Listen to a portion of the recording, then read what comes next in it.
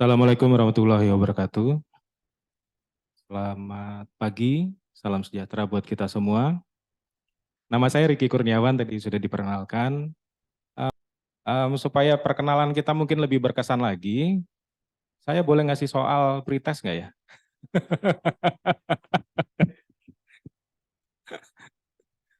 Kan biar berkesan gitu ya. Cuman 20 soal, kira-kira butuh berapa lama?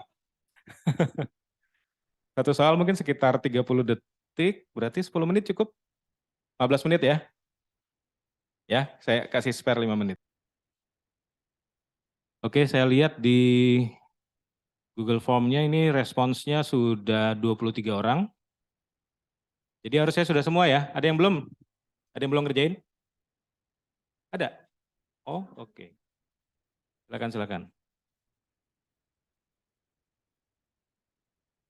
So far ini average-nya 97,39 dari harusnya 200 poin ya. Satu soal 10 poin, kan 20 soal. Udah senang ya 97. Bukan 97 dari 100, 97 dari 200. Baik, kita mulai saja ya materinya. Ini materi hari pertama. Sebetulnya materi saya ini ada bisa buat 3 hari, tapi kita kompres jadi 2 hari aja ya barangkali ya. Mungkin ada beberapa hal yang mungkin sudah umum, yang sudah teman-teman ketahui. Oke, jadi untuk hari pertama ini kita bicara tentang pengantar dulu, tentang Geo AI atau Geospatial AI dan Data Science. Oke, mudah-mudahan di materi saya ini bisa terjawab apa yang tadi masih ragu ya soal-soalnya tadi. Nanti saya kasih juga jawabannya ya, sama bisa dibaca dari sini nanti. Jadi nanti di pengantar GeoAI ini kita punya data science and artificial intelligence, agenda pertama kita. Ya tentunya karena kita bicara Geo AI, Geo itu geospatial, AI itu artificial intelligence, pastinya kita perlu tahu dulu apa itu artificial intelligence dan juga data science dalam hal ini. Karena artificial intelligence adalah salah satu topik yang ada di dalam data science. Kemudian tadi ada geonya, geospasial, ya berarti kita juga pengen tahu data science yang lebih spesifik di geospasial itu seperti apa sih? Gitu. Dan aplikasi-aplikasinya itu apa saja. Kemudian, nah ini yang ketiga, mungkin kita agak sedikit ini aja ya, cuman overview atau pengenalan aja, yaitu tentang pemrograman Python. Karena mau nggak mau, kalau kita udah bicara AI, library yang paling banyak atau bahasa pemrograman yang paling banyak digunakan itu adalah Python. Ya, jadi kalau mau kemanapun ke produk misalnya produk komersil maupun open source semuanya hampir semuanya menggunakan Python. Ya, jadi nanti kita akan coba. Tapi di sini ada nggak ya kira-kira yang sudah pernah nyoba-nyoba coding pakai Python? Ada nggak coba? Bisa. Sama sekali satu pun nggak ada. Oke, oke ada satu. Mas siapa nih? Mas Adi. Oke, ada lagi? Wah ini temenan berdua nih. Oke, terus siapa lagi? Dari 23 ya, 23 orang ya? Dari 23 orang ada 2 orang berarti sekitar, kalau kita bicara data science kita bicara statistik. Jadi selalu ini 2 dari 23 itu berapa persen tuh berarti? 10% nggak nyampe ya. Jadi nanti mungkin akan ada pengenalan yang agak lumayan ya di Python-nya. Ya walaupun nanti kita lebih spesifik, saya nggak ngajar Python di sini, nggak mungkin 1-2 hari kita ngajarin Python, nggak akan selesai. Tentunya itu harus ada bisa kursus tersendiri atau mungkin juga bisa belajar sendiri dari internet. Banyak sekali nanti saya juga bisa kasih beberapa resource yang bisa digunakan untuk setelah kelas ini mau belajar lebih dalam lagi tentang Python juga silakan. Kemudian kalau kita bicara Python ada dua buah software yang sering digunakan sebagai antarmuka user. Jadi supaya user itu tidak perlu apa namanya lebih memudahkan lah untuk pekerjaan data science itu kita biasanya menggunakan dua ini nih. Ada namanya Jupyter sebetulnya ya bacanya bukan Jupiter, Jupyter Notebook. Ini produk open source dan satu lagi namanya Google Colab. Jadi dengan dua tools ini hampir mirip sebetulnya, cuman yang satu bisa kita install di lokal komputer kita, yang Jupyter itu bisa kita install di lokal kita. Sementara Google Colab itu di cloud, jadi menggunakan fasilitas dari Google. Jadi kita cuma tinggal perlu browser aja, kita udah bisa masuk, nggak perlu install macam-macam. Ya paling nanti pada waktu udah masuk ke Google Colab-nya, install library-nya lewat Google Colab itu juga. Nanti saya kasih tahu bagaimana caranya. Jadi saya dengar tadi ada kelas Tableau ya sebelumnya ya. Nah Tableau pun sebetulnya punya extension untuk ke Python. Sebetulnya saya ngajar Tableau juga. Ada namanya TabPy ya, saya tahu ya. Kalau di S3, ArcGIS ya, itu juga punya namanya arcgis.learn. Itu khusus untuk Python. Jadi kita bisa memanggil fungsi-fungsi di dalam ArcGIS dengan menggunakan Python juga. Begitu halnya dengan Tableau juga demikian. Kalau Tableau kan lebih ke visualisasi ya, visualisasi dalam bentuk tabulasi, grafik dan sebagainya. Itu dia bisa mengakses model-model yang kita sudah gunakan di Python. Seperti itu. Kemudian nanti kita juga mengenal beberapa modul-modul Python yang spesifik untuk data science. Kalau nggak salah tadi ada soalnya nggak ya? Kalau nggak ada berarti last minute saya hapus tadi. Baik. Jadi intinya untuk 2 hari ini itu ada tiga bagian yang akan kita pelajari. Pertama adalah intro untuk Geo AI dan data science. Dan kalau kita bicara AI, kita bicara kecerdasan buatan, turunannya itu ada machine learning. Kemudian dari machine learning juga ada lebih spesifik lagi namanya deep learning. Nanti kita lihat apa perbedaannya dan apa saja metode-metode dan aplikasi yang biasa digunakan untuk masing-masing. Oke, ini sengaja slide-nya kosong gini aja ya. Ini bicara tentang data.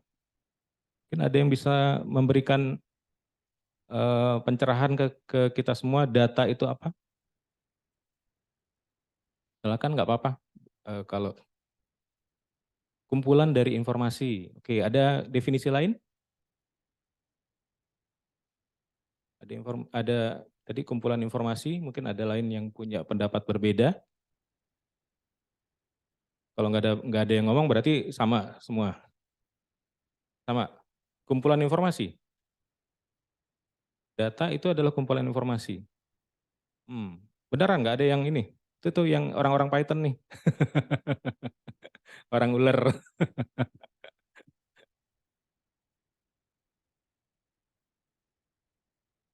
Ya, kenapa? Dasar analisis. Oke, kita tampung dulu dasar analisis ya. Silakan tadi Mas sudah ngacungin tangan.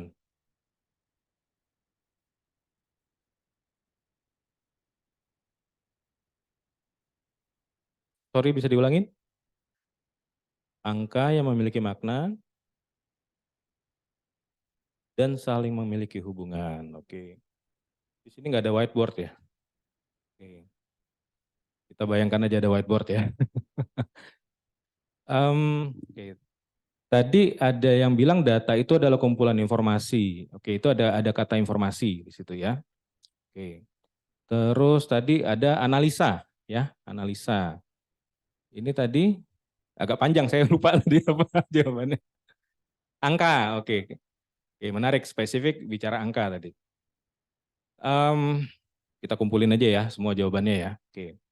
Pernah ada yang dengar tentang DIKW atau bahasa Inggrisnya DIKW? DIKW. Nggak ada yang pernah dengar? Oke. Jadi DIKW itu adalah data atau data tadi. D-nya ya, D-nya itu data. I-nya itu informasi atau information, K-nya itu knowledge, W-nya itu wisdom.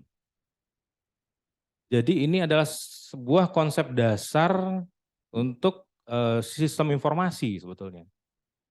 Jadi saya kasih ini ya, tadi bicara angka ya. Saya kasih data nih. 231275. 2311275 ya. Data. Ada yang tahu nggak itu angka apa? 231275. Nggak ada yang tahu ya. Oke. Itu namanya data. Jadi kan habis data jadi apa? Informasi. Saya kasih konteks ke data itu. Konteksnya gimana? Gini. Nggak ada whiteboard. 23, saya kasih minus, 12, saya kasih minus lagi, 75. Udah mulai jadi informasi nggak? Apa itu? Tanggal. Tadi dia ngomong tanggal lahir. Oke. 23 itu kayaknya udah ini apa machine learning nih. Atau udah deep learning malah. 23 minus 12 minus 75. 23 itu tanggal, 12 itu bulan, 75 itu tahun. Oke. Data menjadi informasi. Kalau saya kasih konteks, akhirnya kita bisa tahu bahwa data yang tadinya tidak ada maknanya, menjadi ada maknanya. Hanya dengan kita pisah, cuma kasih minus saja itu. Jadi bermakna, padahal itu sudah jelas tanggal, bulan, dan tahun. Ada informasi tambahan lagi bahwa itu tanggal lahir saya. Oke, jadi itu tanggal lahir saya. Data, informasi, knowledge. Ya, jadi punya knowledge dong bahwa tanggal 23 Desember tuh ulang tahunnya Pak Riki. Oke, habis knowledge apa tadi? Wisdom. Wisdom kata dasarnya wise. Wise itu arti bahasa Indonesianya bijaksana. Berarti kalau mau bijaksana, tanggal segitu kasih kado ke saya. Ya, itu sedikit cerita supaya bisa mengingat tentang apa itu data, apa itu informasi, apa itu knowledge, dan apa itu wisdom. Ya, gitu. Oke, jadi perlu dijelaskan nggak data itu apa? Data itu ya bisa angka, bisa apapun, bisa huruf, bisa kata, bisa gambar, bisa titik pixel di image satelit gitu ya. Itu data. Karena setiap data di image satelit itu ada koordinatnya juga. Tergantung dari sistem koordinatnya yang digunakan apa. Ya karena kita bicara Geo AI nanti. Jelas ya? Oke. Untung nggak ada di soal pretest tadi. Oke, kalau kita bicara data, ini ada data dari tahun 2020 di mana data itu sangat melimpah sekarang. Kita kebanjiran data istilahnya. Yang suka nonton Netflix tuh, 404.444 jam video stream by users. TikTok, 2.700 app installation. Amazon, 6.559 package. Zoom, ya kita tadi ini lagi pakai Zoom nih. Terus Twitter, YouTube, Instagram. Ya jadi dari semua ini mengenerate data. Kita lagi Zoom ini apa data yang di-generate nih? Kan ada Zoom nih, lagi ini pakai Zoom nih kan. Apa data yang di-generate nih? Ada yang tahu nggak? Video dan audio juga. Kalau kita hidupin audionya, ini direkam semuanya, direkam ke cloudnya punya Zoom, terus disebarkan ke siapa yang menjadi viewernya. Itu di stream itu apa ya? Kayak aliran sungai ya, stream. Jadi data itu anggap mengalir seperti air di sungai. Seperti itu. Ya, jadi dulu data itu sangat sulit untuk kita dapatkan, untuk kita kumpulkan. Tapi sekarang kita bahkan bisa dibilang kebanjiran data. Data ada di mana-mana. Bapak Ibu pakai handphone itu ada data pasti direkam terus tuh. Pakai smartwatch ya atau smartband itu pakai atau bahkan sekarang disebut dengan ada yang tahu namanya IoT ya, Internet of Things. Ya, jadi bisa semua perangkat yang terkoneksi ke internet terhubung ke server itu biasanya menyalurkan data, gitu, mengalirkan data.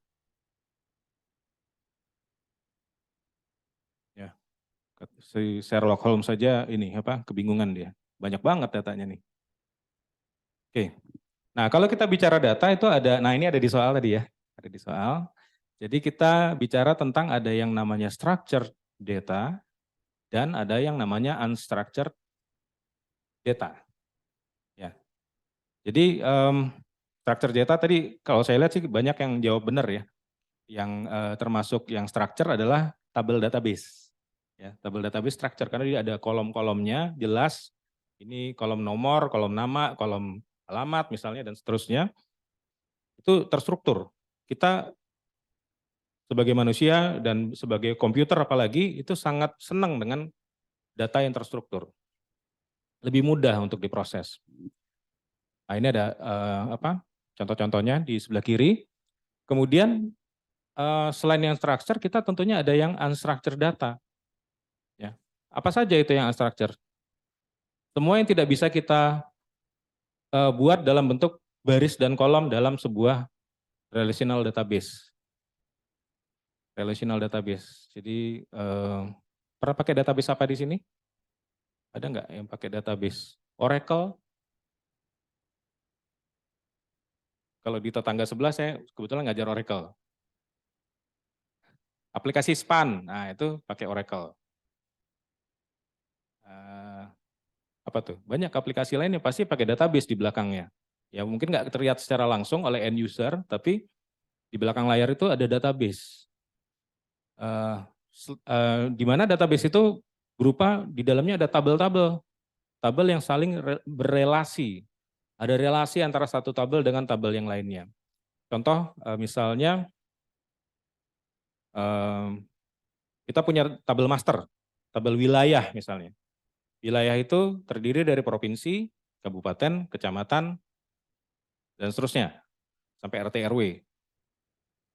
Kita tinggal di sebuah alamat. Jadi ada nama, ada alamat, ada kode pos bahkan sampai yang bisa di mapping ke master data wilayah tadi.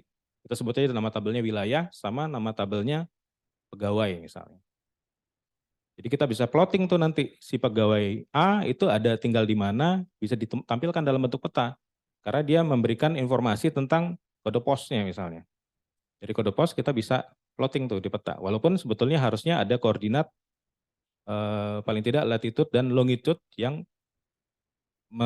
memposisikan orang tersebut alamatnya di mana. Itu relational namanya, relational database. Nah, kalau tidak ada itu semua, itu bisa dianggap sebagai unstructured data. Contoh lainnya apa? Ada image, audio, video, dokumen-dokumen Word ya, yang mungkin banyak pasti menggunakan, yang kita simpan di mana-mana, nah itu unstructured. Yang structure mungkin cuma nama filenya ya, nama file dan dia ada di folder mana. Tapi di dalamnya isi dokumennya itu sifatnya unstructured. Jadi teks itu juga termasuk yang sifatnya unstructured. Ada di soal ya tadi ya? Ada yang benar? Oh salah semua, benar ya. Nah ternyata kalau kita lihat komposisi dari structured data dan unstructured data yang melimpah tadi itu, yang banjir tadi itu ternyata 80%-nya itu terdiri dari unstructured data. Yang structure tuh hanya sekitar 20%. Jadi database kita yang sekian gigabyte, sekian terabyte itu hanya 20% dari unstructured data. Survei kecil aja, punya hard disk eksternal, ya kan? Isinya biasanya apa? Film, betul. Film, musik gitu ya. Karena memang tergantung dari itu ya, kalau 4K ya itu gede pasti satu film kan, kayak gitu. Jadi memang 80% pasti biasanya memang unstructured ya dan seterusnya. Oke, kemudian kalau kita bicara data spasial pada khususnya ya, itu termasuk dalam data yang tidak terstruktur atau unstructured data tadi. Ya, walaupun bisa dikonversi sebetulnya ya. Kan peta itu ada yang sifatnya raster. Kalau kita ngambil peta satelit, itu awalnya itu raster. Bisa peta satelit, bisa peta foto udara. Foto udara itu nanti ada, kalau zaman dulu ya, zaman dulu itu pakai namanya BLAT. Jadi kalau kita punya punya peta satu banding peta yang kalau di BIG ya, sekarang kalau dulu dulu apa Bakorsu Tunnel ya dan sebagainya itu punya peta satu banding skalanya 1:250.000. Itu peta yang paling tidak detail, ya tidak detail. Sekarang mulai ada pemetaan-pemetaan yang dilakukan terus-menerus, targetnya tuh bisa sampai 1:5.000 skalanya. Jadi 1 meter, gimana tuh, 5.000, 1 piksel itu bisa jadi 5.000 di ininya, di komputernya gitu. Sorry, di aslinya 5.000, di komputer cuma 1 piksel misalnya, kayak gitu. Jadi perbandingannya sangat detail sampai gitu. Inisiatif yang terbaru yang saya tahu itu di Jakarta 1, ya Jakarta 1 ya kalau nggak salah namanya. Ada yang pernah dengar Jakarta 1? Ya, coba nanti googling ada Jakarta 1. Itu ada peta-peta di Jakarta yang sudah di mapping ya, sudah di scan. Bahkan mereka sudah mulai pakai LiDAR ya. LiDAR itu kalau ada yang pakai iPhone itu punya punya fitur LiDAR namanya untuk men-scan objek dalam bentuk 3 dimensi. Seperti itu. LiDAR itu adalah fungsinya hampir mirip seperti radar. Kalau zaman dulu radar ya, radar itu menggunakan gelombang radio. Kalau LiDAR ini menggunakan gelombang cahaya. Gitu. Jadi spektrumnya itu lebih halus lagi, lebih bisa menembus. Jadi kalau misalnya foto udara dipasangin kamera LiDAR tadi, apa alat LiDAR tadi, dia bisa melihat misalnya ada pohon, ini tadi ada yang dari ini ya, dari ada yang ini tentang kehutanan nggak? Ininya nggak ada ya. Mungkin lebih ke bencana tadi ya, kalau nggak salah. Hortikultura, itu juga masuk tuh. Jadi buat kebun ya. Tadi ada food estate. Nah, food estate itu pasti butuh tuh, ada drone. Drone-nya biasanya pakainya yang fixed wing. Bukan drone yang kayak kita main pakai DJI Phantom segala macam itu. Tapi yang fixed wing. Fixed wing itu dia bisa terbangnya jauh. Tinggal dikasih kamera, kameranya tuh bisa multispektral, bisa juga pakai yang LiDAR tadi, ya, pakai LiDAR.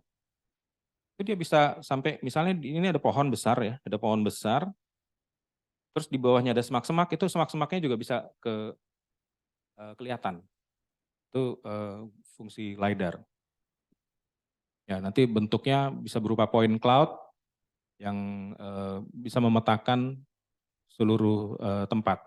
Tentunya cukup mahal, ya segitu mahalnya sampai Elon Musk sendiri, tahu Elon Musk ya, itu di mobil Teslanya itu nggak mau pakai LiDAR.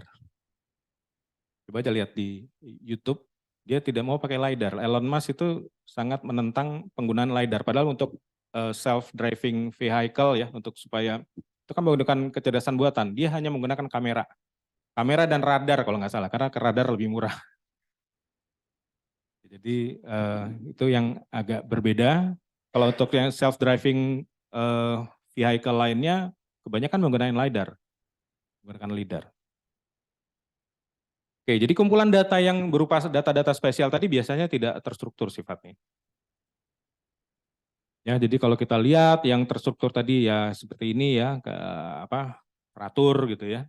Sementara kalau ini teks, image, audio, video itu biasanya seperti ini.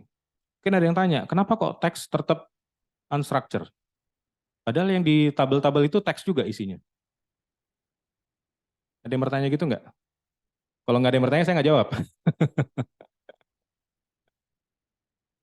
Jadi teks yang dimaksud di sini adalah teks dalam arti kalaupun dia ada di dalam database, dia berupa kalau di istilah database itu namanya blob, BLOB, binary large object atau C blob, C-nya itu karakter.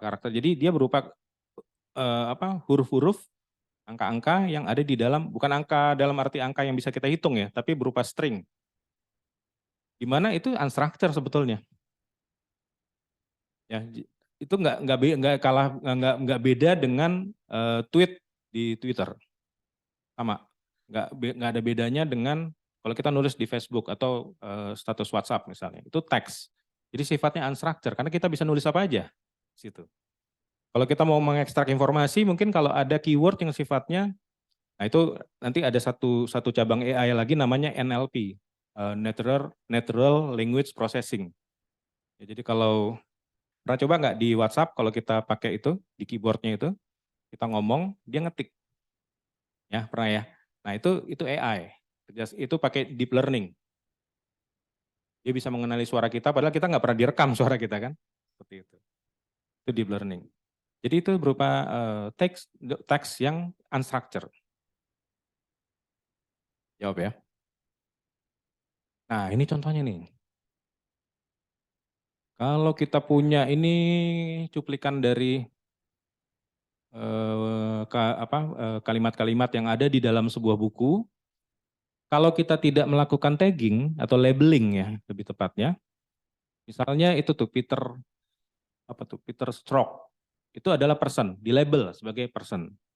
Terus ini FBI, GPI itu uh, kalau nggak salah namanya Global Political Entity, kalau nggak salah ya GPI, nanti bisa di browsing sih, cari aja di Wikipedia GPI, GPE. Jadi ada yang karena kalau untuk kita melakukan analisa atau melakukan pembelajaran dari teks itu kita butuh labeling. Ya, Rusia itu termasuk GPE. Hillary Clinton itu person, 2016 itu date, the early months itu dianggap date juga. Ada apa lagi? API dan sebagainya. Kalau sudah di labeling gini baru bisa dilakukan proses machine learning atau bahkan sampai dengan deep learning nanti. Seperti itu. Jadi ini tadi masuk dalam klasifikasi data yang apa? Unstructured. Ya, jadi dengan adanya kecerdasan buatan itu tadi kita bisa membaca teks yang unstructured tadi. Ini ada sedikit pelajaran SMP atau SD ya. Teori himpunan, diagram Venn ini. Ya, jadi kalau kita bicara data science ya, data science itu sebetulnya tidak selalu deep learning, machine learning dan AI. Matematika dan statistik juga salah satu ilmu yang menjadi beririsan, ini kan irisan nih, ya, ada irisannya dengan data science. Domain knowledge ini untuk expertise, jadi misalnya yang ahli tentang peta masuknya ke sini. Ahli tentang perundang-undangan misalnya, tadi mungkin ada ya perundang-undangan atau apa, itu ada di sini bisa, dan sebagainya. Jadi yang lebih ke, kalau bahasa lainnya mungkin SME ya, Subject Matter Expert, itu masuknya di sini nih, domain knowledge. Jadi orang yang mengerti tentang satu hal, satu topik tertentu, satu subjek tertentu. Kemudian ada programming skills di sini. Jadi tiga ini sebetulnya ada irisannya dengan data science. Gitu. Nah, data science sendiri kalau kita udah bicara tentang kecerdasan buatan, itu ada irisannya juga dengan kecerdasan buatan, dan di dalam kecerdasan buatan itu salah satunya ya, artinya ada salah duanya, adalah machine learning. Ya, kan di luar dari irisan ini ada selain machine learning. Nanti saya kasih tahu apa itu. Nah, lebih detail lagi dari machine learning adalah deep learning. Nah, yang semuanya ketiga hal ini ada irisannya dengan data science. Jadi biasanya kalau kita berpikir dengan teori himpunan, kita bisa lebih mudah ya, bahwa ini termasuk dalam apa, beririsan dengan apa, combine dengan apa, ya itu bisa lebih mudah. Nah, jadi ini saya ambil dari sini ya, gambarnya. Jadi data science itu mengintegrasikan semua dari terminologi yang tadi, ada AI, jadi artificial intelligence itu singkatannya AI, machine learning ML, deep learning itu DL. Tadi ada di soal ya? Ada yang jawab XL? Ada nggak? Saya masukin nggak ya soalnya? Oh enggak berarti, termasuk yang saya hapus. Kayaknya terlalu gampang gitu ya, jadi saya hapus. Jelas ya ini ya? Ada pertanyaan nggak di sini? Silakan kalau mau nanya di slide mana aja.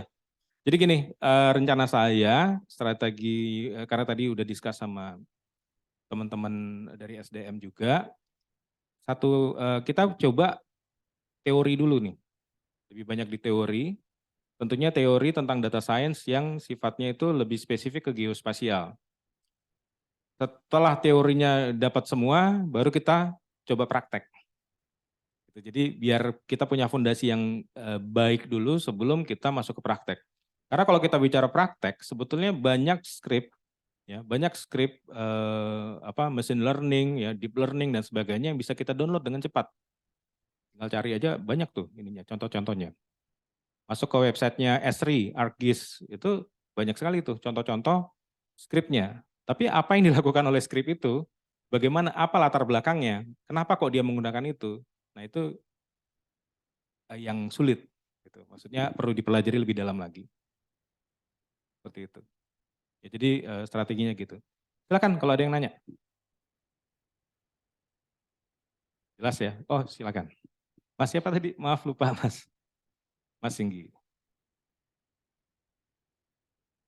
Ricky.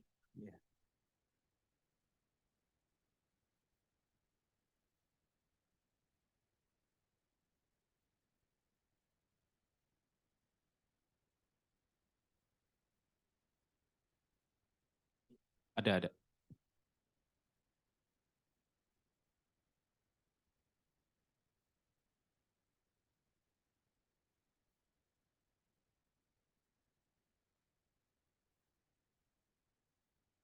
Prediction maksudnya.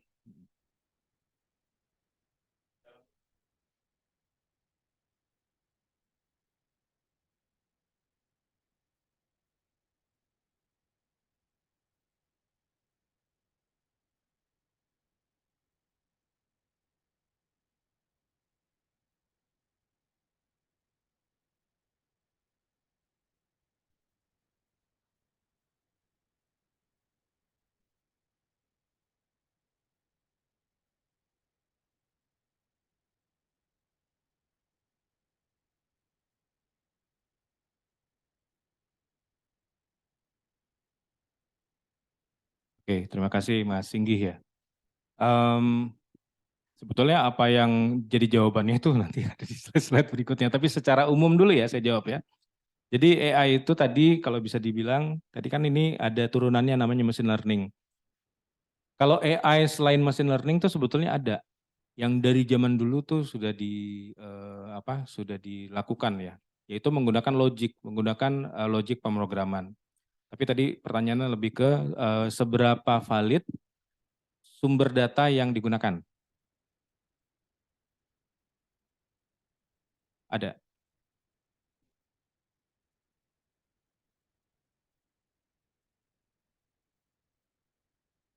Ya, ada standarnya. Jadi gini, mungkin agak sulit saya menjelaskannya, saya coba dengan gini. Kita kalau namanya machine learning itu adalah kita memberikan input ya berupa dua hal, yaitu data dan rules. Data dan rules. Data itu adalah tadi, data itu bisa berupa image peta, di mana image peta itu bisa selain pixel demi pixel koordinatnya, juga bisa memberikan informasi-informasi tambahan. Contohnya koordinat, elevasi, terus detail-detail yang nanti akan dikeluarkan oleh proses machine learning tadi berupa misalnya tata kota, terus kemungkinan untuk kebakaran misalnya, untuk bencana tadi. Itu bisa dikeluarkan dari machine learning. Seberapa validnya data yang kita dapatkan, itu biasanya dilakukan dengan ada dua jenis data. Pertama adalah data yang kita train ke modelnya. Nah, ini sorry saya nggak bisa singkat penjelasan saya karena pasti penjelasannya nanti ada di slide-slide berikutnya. Tapi ingat aja bahwa dia punya data dan punya rules, di mana data itu kita bagi dua. Ada data yang kita train, kita latihkan, kita trainingkan ke si mesin, dan ada data yang untuk melakukan validasi. Contoh gini, kalau kita bicara data yang sifatnya time series itu maksudnya ada ininya ya, ada periodenya, ada tanggalnya. Kita punya data 10 tahun misalnya. Data 9 tahun kita taruh, kita masukin untuk training. Oke. Data 1 tahun kita pakai untuk validasi. Jadi ada 9 tahun data trainingnya yang dia nanti akan belajar sendiri tentang apa yang harus dilakukan dengan prediksi tadi misalnya. Yang data 1 tahun lagi itu digunakan untuk memvalidasi hasilnya tadi. Tentunya bisa divalidasi dengan mudah karena memang data itu memang sudah ada sebetulnya. Jadi bukan data yang masa depan, tapi data yang memang sudah ada, udah kita punya. Misalnya kita punya data tahun 2021, yang kita train itu dari tahun 2020 sampai 2000 berapa kalau 9 tahun ke belakang? 2011 ya. Dari 2011 sampai 2020 kita train, kita masukin datanya, kita cemplungin, bisa jutaan data, kita masukkan bisa puluhan juta, bisa ratusan juta data, sebanyak mungkin ya sebetulnya. Sisanya kita pakai untuk melakukan validasi. Jadi kan kalau kita bicara prediksi tadi berarti data dari tahun apa 2000 kan 2020 yang 2021 ini masukin ya. Sorry 2020. Data dari 2021 kan kita udah punya, tinggal kita cross check dengan hasil prediksi dari data yang 9 tahun. Paham nggak maksud saya? Paham ya maksudnya. Jadi 9 tahun kita ini bisa dilakukan di Tableau juga sebetulnya. Tableau tuh punya fungsi forecast ya. Ada kemarin waktu ini masuk nggak ikut ya, oke. Kita ada fungsi forecast juga di Tableau. Jadi kalau grafik itu misalnya dia bisa punya, kalau pakai regresi ya, itu kita bisa punya prediksi yang nanti bisa kita cross check dengan data realnya. Artinya untuk mengkonfirmasi bahwa model itu memang sudah sesuai atau bahkan mendekati lah biasanya. Seperti itu. Mm-mm. Kalau kalau 2 tahun berarti kita bicara 24 bulan. Oke. Ini mungkin ada spesifik case ya. Oke, 1 bulan berapa datanya? Berapa row data? Berapa? Eh, oh, Oke, bayangkanlah misalnya 1 bulan itu 1.000 data. Ya, 1.000 data. Asumsikan semuanya sama, dalam 24 bulan ada 24.000 data. Ya kan? Taruhlah kita pakai 16 ribunya. Atau sorry, 24 ribu, 2.400-nya kita pakai untuk validasi, sisanya kita pakai untuk training model kita. Seperti itu.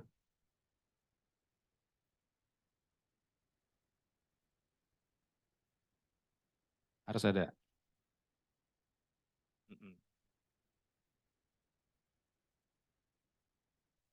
Untuk training biasanya lebih banyak. Kalau validasi kita nggak perlu banyak karena kan memang data yang sudah kejadian kan. Itu cara yang paling mudah untuk kita memvalidasi model yang sudah kita buat. Bayang ya. Ada pertanyaan lain? Atau Mas Singgi kayaknya wajahnya masih belum, masih ganjel. Nanti teknisnya ada di belakang. Karena metode untuk membuat modelnya sendiri itu banyak sekali. Tadi yang di soal tes kita tuh ada supervised learning, ada unsupervised, ada reinforcement, reinforced learning. Jadi dan di dalam setiap supervised tadi ada banyak sekali algoritmanya. Ada pilihan-pilihan algoritma lain. Yang nanti ada yang cocok buat data berupa image, ada yang cocok buat berupa teks, ya beda-beda nanti. Tergantung kasusnya. Makanya disebut profesi dari orang yang melakukan data science ini ada yang tahu nggak apa nama profesinya?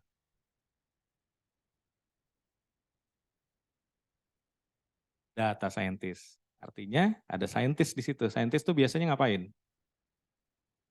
Ilmuwan kan? Yang melakukan penelitian. Jadi dia meneliti tentang data yang dia miliki. Artinya melakukan riset terus. Menggunakan model A nggak bisa, model B, model C, dan seterusnya. Algoritmanya dikotak-katik terus. Yang penting ada datanya. Gitu. Cukup jelas, Mas?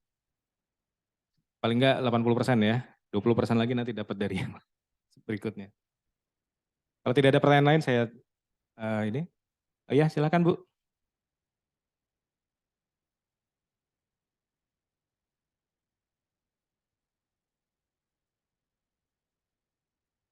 Mm-mm.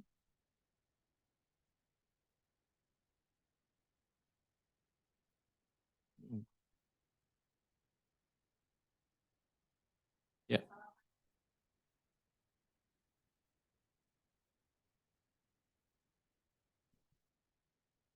ya.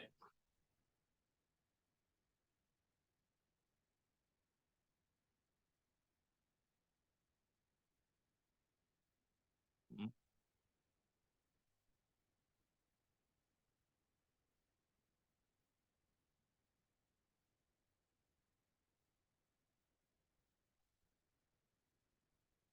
Ya, oke. Em, kita kebetulan di sini kan lebih spesifik ke geospasial ya, tapi saya coba jawab. Tadi itu berarti lebih ke NLP, Bu, kalau di artificial intelligence. Atau kalau tadi Ibu bilang data mining itu sebetulnya sama ilmu-ilmu statistik juga, Bu. Ya, jadi ini math and statistic. Ini sebetulnya kalau di kuliah, kalau yang ada kuliah teknik tuh metode operasi ya atau riset operational research ya. Itu di situ biasanya dipelajarinya. Sebetulnya apa yang dilakukan di machine learning, deep learning dan sebagainya itu ada di ini statistik. Salah satunya metode-metode data mining tadi.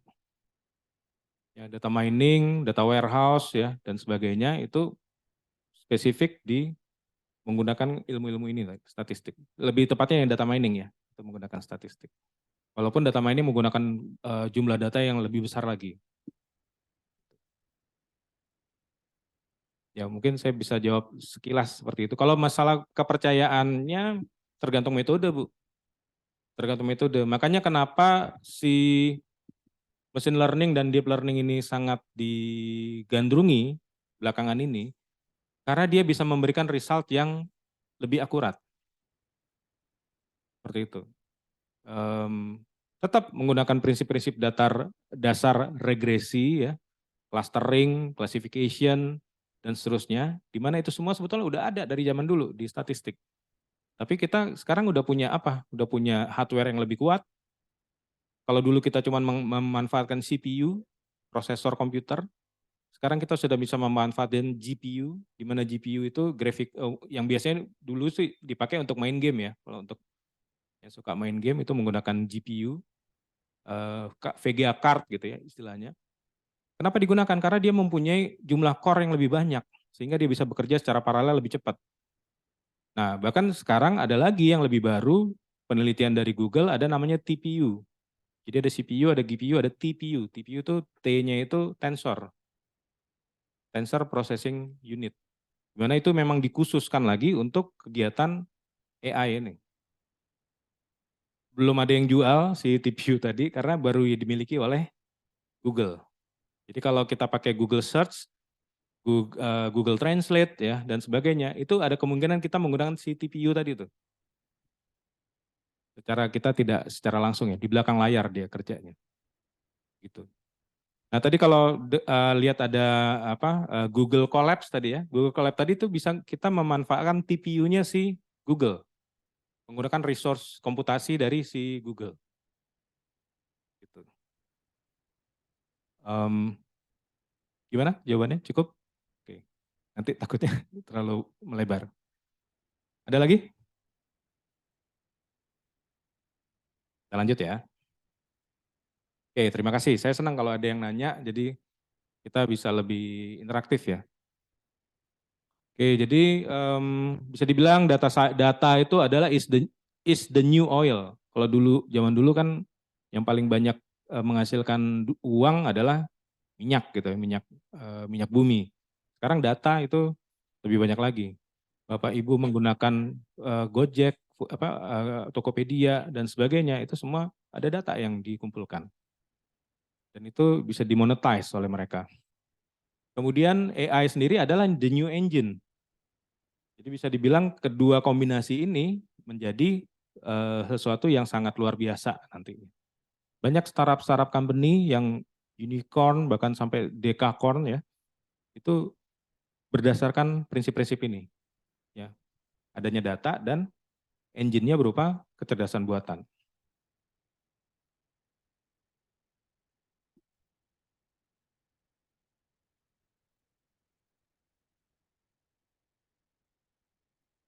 Mau coffee break jam berapa ya?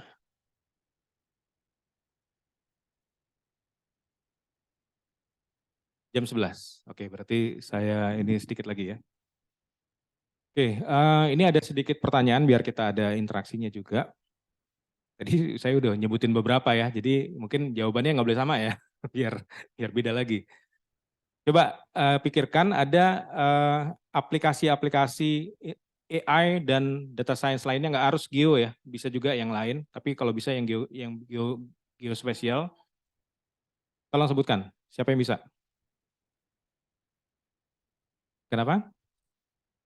Aplikasi itu maksudnya bukan softwarenya, aplikasi dalam bidang apa gitu misalnya. Ya salah satu toolsnya mungkin ArcGIS betul. Misalnya untuk apa, Pak? Ya, jaga jarak gimana tuh? Oh, apa namanya?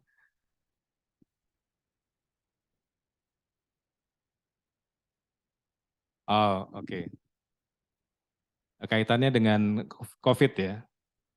Ya, ya, ya. Oke, boleh. Ada lagi apa lagi?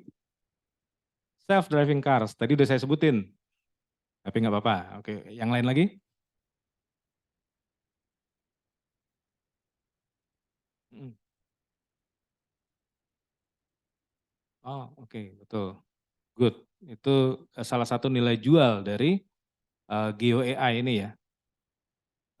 Ada lagi? Tadi tuh yang masalah perundang-undangan tadi tuh produk hukum itu juga sebetulnya apa keren tuh kalau bisa dibikin karena kita tahu kalau di Indonesia ini produk hukumnya saling ini ya, saling apa tuh tumpang tindih. Saya juga pernah jadi pembicara di apa di Bappenas. Nah mereka juga lagi itu tuh. Itu berapa tahun yang lalu sebelum COVID bahkan itu udah ngomongin itu. Ada lagi?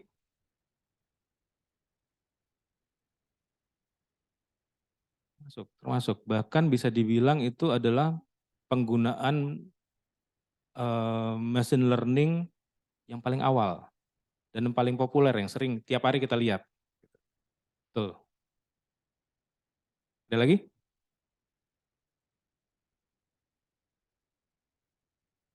Ya, betul. Bahkan kita bisa mensimulasikan tinggi ombak dari tsunami. Asal ada datanya, betul. Ya kan simulasi, simulasi kita bisa pakai data ini. Deforestasi, oke, bagus bagus. Itu isu yang sangat ini ya tentang apa penyerapan karbon ya, di mana Indonesia itu bisa dibilang negara adidaya iklim, betul nggak? Karena green carbon ada di sini, blue carbon juga ada di sini. Kalau kita udah bisa mulai menjual sertifikat karbon, mungkin udah selesai semua kali. Bu Sri Mulyani mungkin udah nggak pusing lagi, bisa bayar utang. Ada yang ngikutin isu itu ya tentang karbon, karbon trading, karbon tax gitu. Harusnya kan di sini ya yang salah satu mikirin itu ya. kerjasama mungkin dengan KLHK, KLHK tapi nggak di bawah sini ya, di bawah Pak Luhut ya, kan bisa saling koordinasi. Oke, tadi ada yang tunjuk, oke. Potensi lahan kritis termasuk, betul.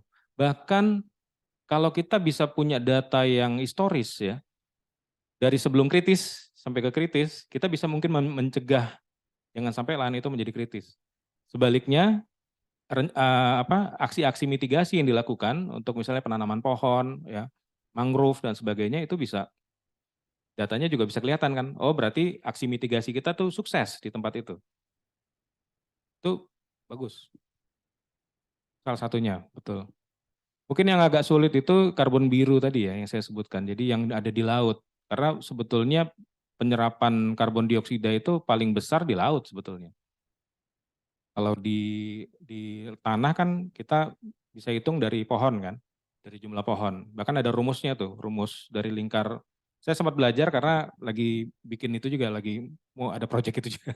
Jadi ada dari lingkar pohon dengan tinggi pohon dikalikan dengan ada koefisiennya, itu bisa bisa kita bisa tahu tentang berapa banyak karbon yang bisa diserap oleh pohon tersebut. Nanti dibikin ada namanya dry wake-nya, jadi kita bisa tahu wake dari karbonnya, dry wake-nya, dari dry wake-nya itu berupa 50% dari volume pohonnya. Dry wake itu maksudnya kalau udah dihilangkan semua apa? Semua moisture-nya, semua kandungan airnya dihilangkan, dia jadi separuhnya tinggal. Nah, separuhnya lagi itu adalah karbon. Jadi penyimpanan karbon. Kita tahu itu nilai ekonomi karbon sangat luar biasa. Itu analisa mungkin yang akan menjadi bisa menyelamatkan negara kita juga, bisa lebih bagus lagi gitu. Karena deforestasi sangat luar biasa. Silakan. Kayak apa? Sorry. Oh, daya saing daerah. Oke, asal kita punya datanya sih pasti bisa. Daya saing daerah itu kan artinya potensi-potensi yang ada di daerah tersebut ya, baik itu sumber daya alam dan sebagainya. Termasuk demografi juga. Karena kita kan masuk negara yang punya bonus demografi terbesar ya, di Asia. Asia apa? Asia Tenggara ya? Asia Tenggara kalau nggak salah. Bisa, Mak. Jadi bisa banget, bisa banget. Bahkan dari daya-daya dari potensi-potensi tadi itu bisa dikaitkan dengan misalnya kita bikin supply chain-nya. Supply chain itu maksudnya gini, ada produsen di daerah mana itu memproduksi bahan baku untuk apa finish apa produk lain gitu ya. Bisa produk setengah jadi, bisa juga produk jadi. Itu bisa kita bikin supply chain-nya dan bisa kita dapatkan dari data-data geospasial tadi. Ya, karena kan supply chain butuh apa tadi? Infrastruktur pasti. Jadi kita bisa analisa mana yang harus dibikin jalannya, mana yang harus diperbesar dan sebagainya. Untuk pelabuhannya ya dan seterusnya. Termasuk, termasuk, termasuk. Jadi bisa dibilang apa nih? Bisa dibilang hampir semuanya itu bisa dilakukan di geospasial. Ya, hampir semua yang bahkan kalau tadi ada yang salah jawab tadi, misalnya sosial media itu termasuk nggak? Termasuk nggak? Data dari sosial media. Termasuk ya? Tadi kayaknya banyak yang jawab nggak termasuk. Sosial media kita lagi nge-tweet ada gempa nih di Cianjur. Cianjurnya itu ah, bisa tagging lokasi bahkan dengan kata Cianjurnya pun itu bisa di labeling sebagai itu tadi. Bahkan bisa dibilang BMKG sekarang bisa kalah cepat dari sosmed. Dari sosmed duluan kita dengar berita. Oke, jadi banyak sekali ya yang bisa kita gunakan, bisa kita aplikasikan dengan data-data geospasial tadi. Ya,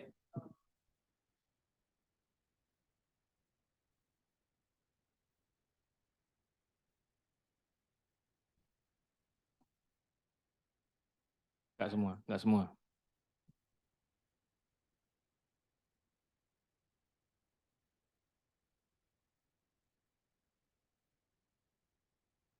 Oh, oke.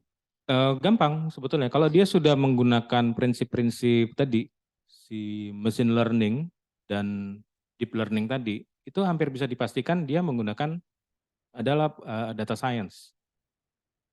Bahkan artificial intelligence dalam hal selain machine learning, kalau zaman dulu tuh ada sistem pakar dan sebagainya, itu termasuk juga di dalam data science sebetulnya. Jadi, mm,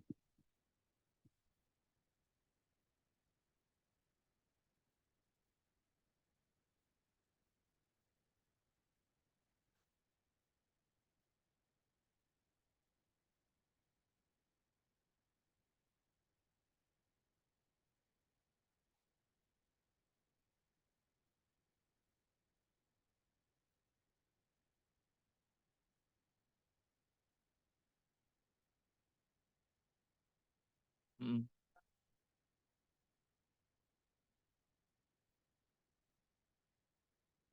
mm.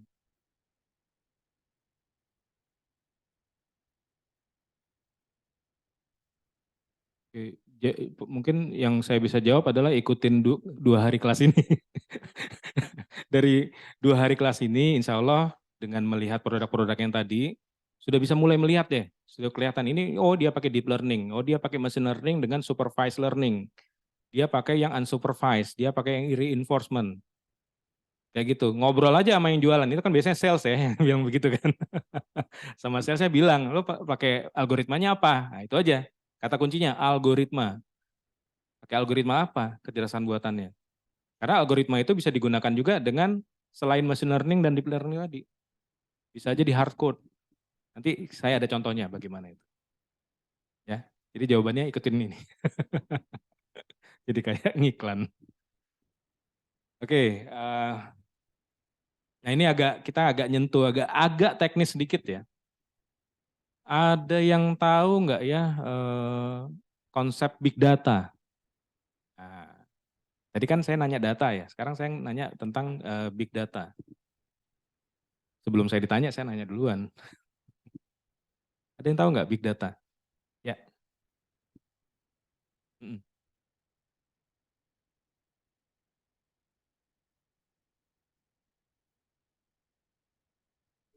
Volume. Apa pernah nggak lihat ah? Jauh ya. Volume, velocity, variety, veracity. Baru 4. Sebetulnya ada berapa V? Yang kita tahu ada 5 ya. Tapi coba cari di internet, ada 42 V. Serius, coba cari nanti. Jadi dulu 3 V. Dulu awalnya cuma 3 V. Cuman bicara volume, volume itu jadi kalau orang bicara big data, dia cuman asosiasinya adalah, oh pasti datanya besar karena big gitu kan. Padahal itu hanya salah satu karakteristik dari big data, yaitu ini, volume. Volume itu menggambarkan tentang datanya itu masif, datanya besar. Terus velocity bicara tentang tadi kalau saya bicara aliran sungai tadi tuh, ini stream dari Zoom dan sebagainya, itu velocity-nya luar biasa. Kita lagi bicara ini dalam waktu hitungan detik, berapa megabyte data yang di ini tuh. Belum yang disebar lagi ke masing-masing partisipan. Jadi velocity itu lebih ke kecepatan updating datanya, stream data. Variety, yang tadi tuh, apa? Structure dan unstructured. Unstructured banyak banget tuh jenisnya. Jadi sangat bervariasi, variety. Veracity itu bicara tentang seberapa yakin kita dengan datanya. Berapa valid, tadi ada yang bicara valid ya. Berapa valid datanya. Karena data itu kadang ada noise. Ya, data dari satelit itu kan nggak selalu dalam keadaan cerah. Bisa lagi awan awan tebal lagi lewat kayak gitu. Kalau bicara kualitas udara misalnya, sensor kualitas udara, itu tiba-tiba ada baja yang lewat, datanya nanti langsung karbon dioksidanya langsung tinggi misalnya. Jadi veracity itu tentang seberapa percaya kita dengan data tersebut. Satu lagi apa? V satu lagi? Tahu? Ketutupan saya ya? Value ya. Value. Jadi nilai. Jadi kalau dia tidak bernilai itu tidak termasuk dalam big data. Walaupun datanya sebanyak apapun. Gitu. Ya, jadi data banyak belum tentu big data. Tergantung dari 5 karakteristik tadi. Ya. Harus volumenya, velocity. Jadi bisa dilihat dari berbagai aspek. Dari volumenya, dari variety-nya, velocity-nya, veracity-nya, dan value-nya. Seperti itu. Nah jadi kenapa kok Geo AI atau Geospatial AI itu saat ini cukup mumpuni, kita bisa lakukan, yang zaman dulu mungkin sulit untuk dilakukan. Ini kita bicara dari atas tuh paling lebih ke apa sifatnya non teknis ya. Semakin ke bawah ini teknis. Walaupun ini sebetulnya fondasi. Kita bisa melakukan yang semua yang di atas karena ada yang di bawah. Gitu. Jadi tadi ada bicara tata ruang ya, urban planning misalnya, smart cities, environment science, social science dan seterusnya, climate ya tadi yang tentang karbon. Dan seterusnya, ini kita bisa lakukan karena kita memiliki ini. Dari data-data ini. Datanya bisa sumbernya macam-macam. Dari GPS, GIS, sosial media, sensor. Ya. Semua ini berupa big data masuk ke sini. Ada, kalau gambar ini apa nih? Gambar apa nih? Gambar cloud ya. Cloud itu bukan berarti harus selalu di internet. Benar nggak? Cloud itu belum tentu di internet. Karena kita bisa aja punya private cloud istilahnya. Kalau yang di internet itu public cloud. Kalau di Indonesia kan mungkin nggak semua data itu boleh serta-merta ditaruh di cloud ya.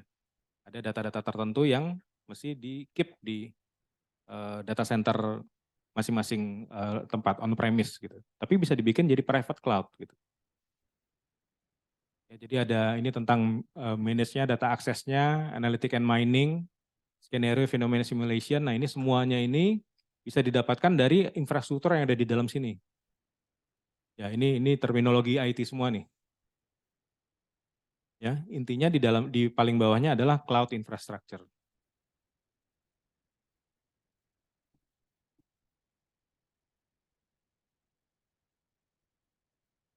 Mau break dulu? Oke. Baik kita coffee break dulu sebentar ya. Ya makasih. Oke kalau kita tadi itu bicara tentang apa saja yang bisa kita lakukan ya. Tadi teman-teman di sini sudah bisa menjawab dengan baik apa saja yang menjadi aplikasi-aplikasi di dalam geospatial AI. Dan tadi ada sekilas ya tentang teknologi-teknologi yang ada di bawahnya atau di belakangnya. Nah, kita sekarang balik lagi ke bicara masalah data ya. Jadi kita tadi bicara tentang data structure dan unstructure. Di mana di dunia nyata biasanya kita punya data yang unstructure, bagaimana caranya dibikin terstruktur, ya kan? Kita punya data-data apa? Absensi, ya kan? Dan sebagainya yang biasanya harusnya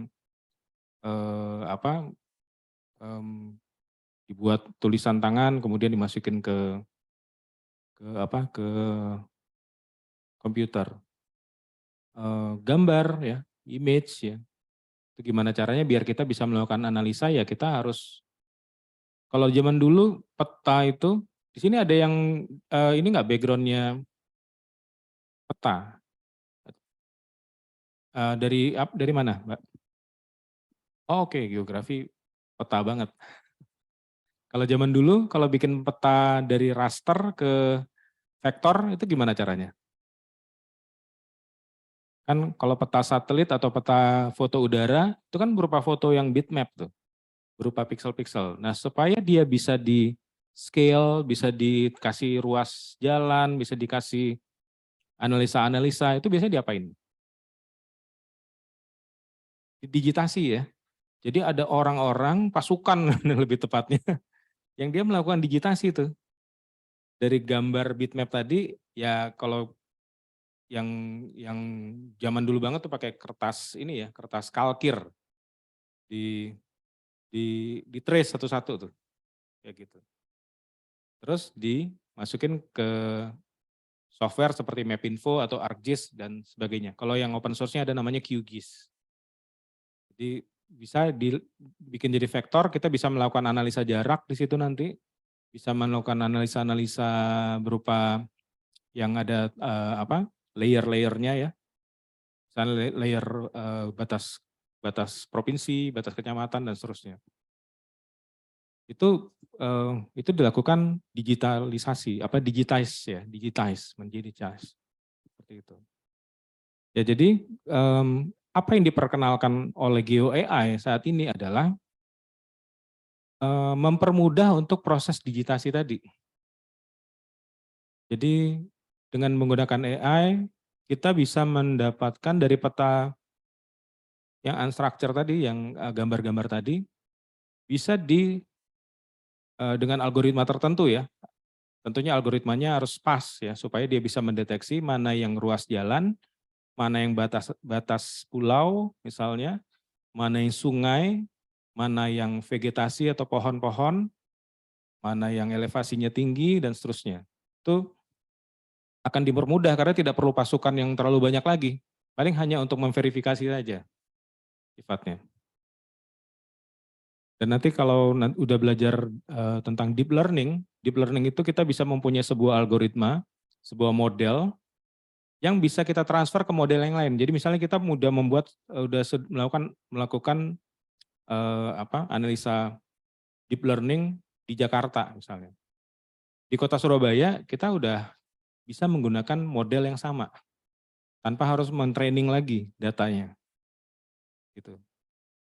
Jadi analisanya banyak sekali nanti bisa untuk tentang rumah ya, rumah-rumah yang ada di daerah tersebut, kepadatan rumah dan seterusnya. Ya, jadi banyak pertanyaan yang bisa kita jawab dengan Geo AI, di mana jalan tol yang besar ya, truk yang lewat itu berapa banyak pools itu apa? Kolam renang, terus berapa banyak building, berapa banyak sekolah ya dan sebagainya. Di mana semua data yang tadinya image itu kita jawab dengan membuatnya menjadi lebih terstruktur. Ya, jadi si building tadi, si kolam renang, mobil, jalan dan seterusnya itu punya koordinat, latitude dan longitude yang bisa kita bikin dalam bentuk tabel, sehingga dia menjadi terstruktur. Betul. Kenapa begitu? Karena pertanyaan-pertanyaan kita yang tadinya tidak terstruktur itu hanya bisa dijawab dengan kita menstrukturkan si data tadi.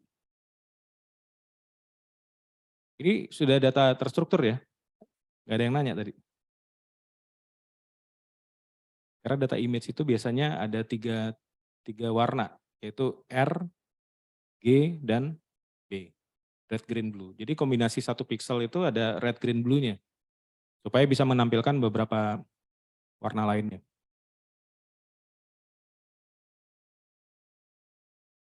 Itu tadi, ini ada beberapa hal yang bisa kita jawab dari sosial media ini misalnya. Dan hubungannya dengan geospasial juga. Dicontoh di sini, gegara ada, gegara lagi. Gegara ada satu truk yang pecah ban, macetnya sampai kemana-mana. Gak gerak, bro, stuck. Nah, ada emotikonnya lagi. Emotikon ini bisa dianalisa juga menjadi emosi. Itu sentimen negatif atau positif dari emotikon. @toljor Bintaro, ya kan. Nah, dia ada menyebutkan di mana lokasinya dia. Ya, walaupun nggak spesifik ya, Toljor Bintaro itu ya ruasnya cukup panjang juga. Nah, jadi dari sosial media pun kita juga bisa mendapatkan data-data spasial.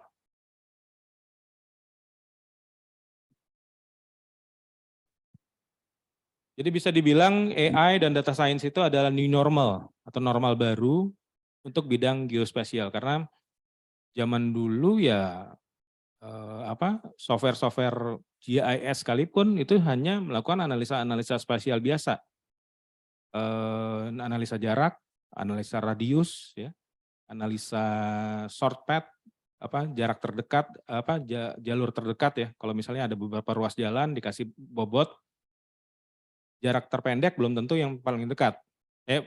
Paling cepat. Bisa saja yang lebih panjang itu lebih cepat karena bobotnya lebih rendah. Karena mungkin trafficnya nggak sebanyak yang bobotnya tinggi. Tapi sekarang dengan adanya AI dan data science yang digunakan di geospasial, maka akan membuka banyak peluang-peluang baru. Ada yang tahu nggak istilah GeoAI ini kapan paling pertama dengar? Kemarin.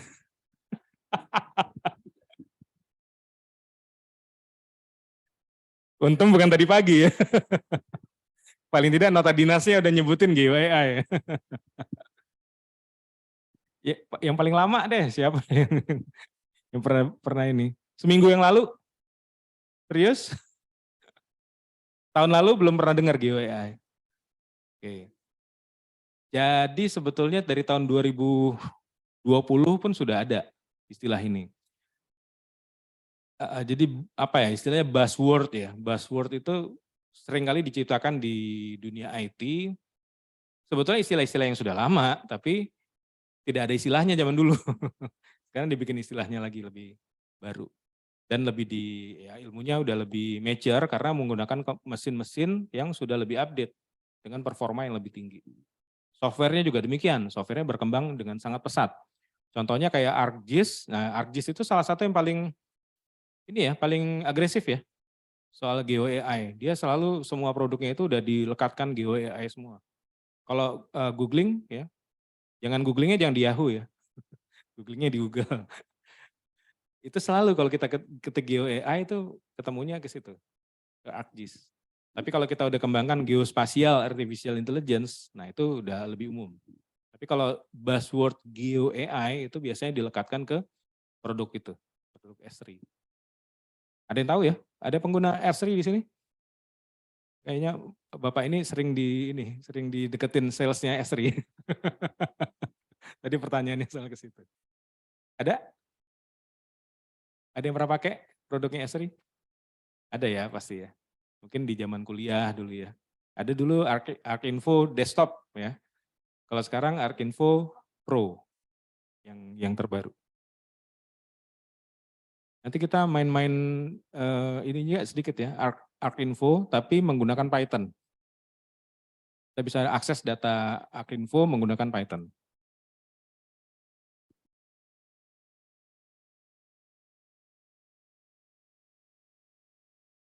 Nah, ini tadi ada di pertanyaan di pretest ya. Jadi kita sebut ini namanya data science workflow. Dimulai dari yang paling kiri. Ya. Jadi kalau kita bicara data science itu pasti ada sesuatu yang mau kita pecahkan. Suatu masalah yang mau kita pecahkan. Ya, seperti halnya yaitu tadi data scientist tadi ya. Data scientist tadi kan meneliti untuk mendapatkan solusi yang bermanfaat gitu ya. Jadi biasanya dimulai dari pertanyaan-pertanyaan. Dari pertanyaan, ada datanya atau tidak, pertama ada datanya atau tidak, kedua bisa diakses atau tidak. Jadi data akses, yang penting juga. Di internet sudah banyak sekali data-data yang ada ya, dari World Bank, dari macam-macam. Ada namanya Big Earth. Big Earth itu punya data besarnya 66 giga. 66 giga bisa kita download, kita bisa dapat data bumi. Ya, besarnya tapi ya segitu, 66 giga. Jadi kalau mesin kita juga nggak kuat, pada waktu kita melakukan proses machine learning dan apalagi deep learning ya, deep learning itu komputasinya jauh lebih intens lagi. Itu mungkin bisa berhari-hari baru selesai. Oke. Terus dari data akses, ada yang tahu data wrangling itu apa? Wrangling. Apa ya? Bukan wrestling ya. Data wrangling. Walaupun kadang-kadang kita wrestling sama data. Bergulat dengan data. Jadi kalau kita mau punya data yang baik, itu biasanya data itu kita kotak-katik dulu tuh.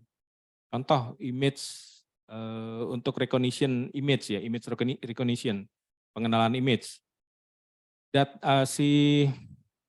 Misalnya pengenalan huruf, A, B, C, D, tulisan tangan. Itu kalau kita perkaya datanya, jadi datanya mungkin kita cuma punya data dari 23 orang tulisan tangan. Tapi datanya bisa kita perkaya dengan kita miringin ke kiri, miringin ke kanan, terus ada yang lebih jelas, ada yang tidak jelas. Nah itu data wrangling tuh. Jadi datanya itu kita perkaya, ada namanya augmented, kita augmented lagi datanya. Kita lakukan data cleansing, data-data yang tidak relevan kita buang. Nah itu masuk ke data wrangling juga sebetulnya. Ya, ada data wrangling dan baru kemudian dilakukan proses misalnya salah satunya machine learning. Ini kan salah satu dari data science adalah machine learning dengan menggunakan fungsi-fungsi statistik. Ya, data akses dilakukan ini kedua ini. Data visualization baru kemudian kita bisa mengkomunikasikan hasilnya. Jadi dari visual data tadi kita bisa punya analisa-analisa yang untuk pengambilan kebijakan atau keputusan. Tadi di pretest ada ya? Yang salah apa jawabannya? Masih ingat nggak? Saya yang bikin soal juga lupa. Pokoknya selain ini deh.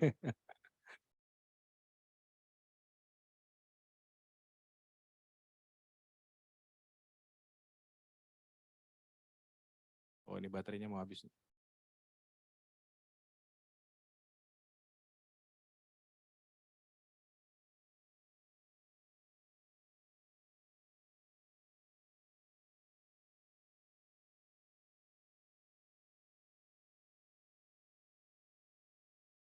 Oke, ini sementara biar nggak puyeng kita skip aja dulu ya.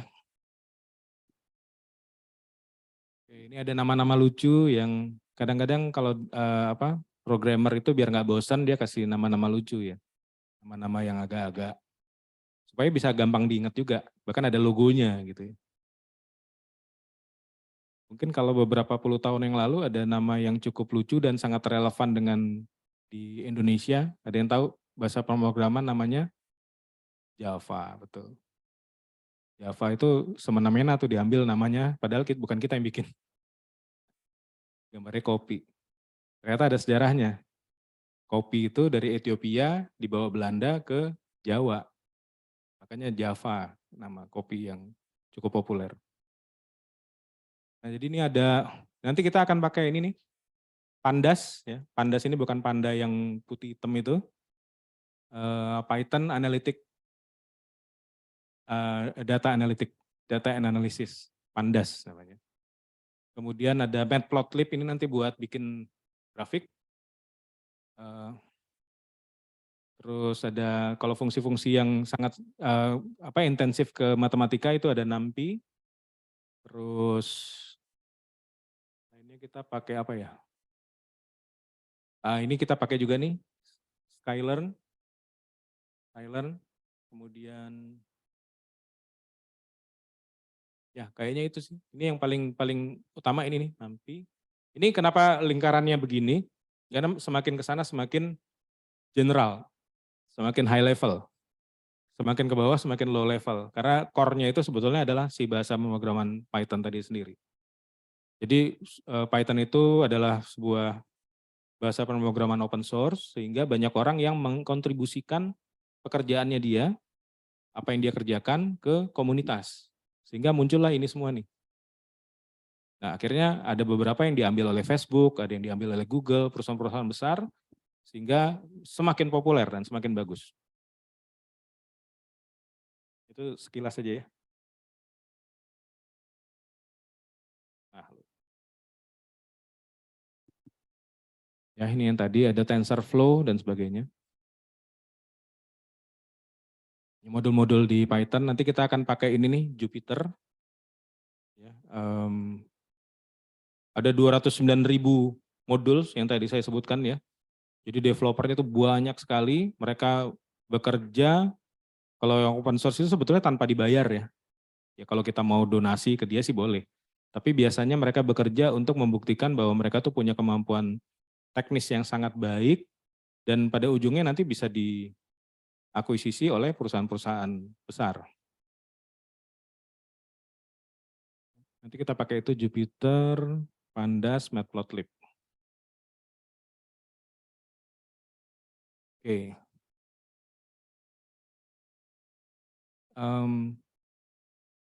Ini skip dulu deh. Ini juga skip dulu.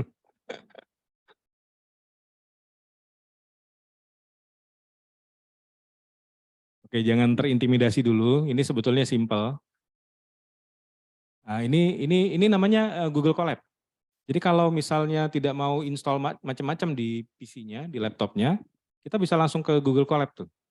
Googling aja Google Colab, itu bisa masuk ke sini. Jadi coding-coding yang tadi itu bisa langsung kita cemplungin di sini nih.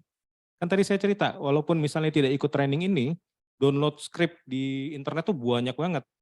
Tapi apa yang dilakukan, kenapa dia melakukan itu, nah itu tidak tidak akan paham kalau tidak ngikutin paling tidak dasarnya inilah.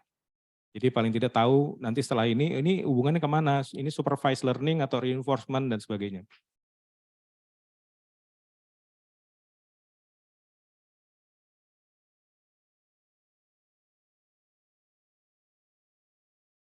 Oke. Nah ini kalau tadi Google Colab ini tampilan Jupyter. Jupyter ini bisa diinstal di server atau bisa di lokal komputer kita. Kalau kita mau punya biar nggak ketergantungan dengan internet, ya kita install di lokal kita supaya bisa melakukan analisa secara mandiri tanpa perlu internet. Kalau tadi Google Colab pasti harus pakai internet karena kita masuk ke websitenya dia. Kalau ini tanpa internet bisa, walaupun menggunakan browser juga, tapi tanpa internet gitu. Oke, nanti, nah ini analisa-analisa yang bisa dilakukan, visualisasi yang bisa dilakukan dari Jupyter. Jadi codingan tadi itu nanti bisa berupa ini melakukan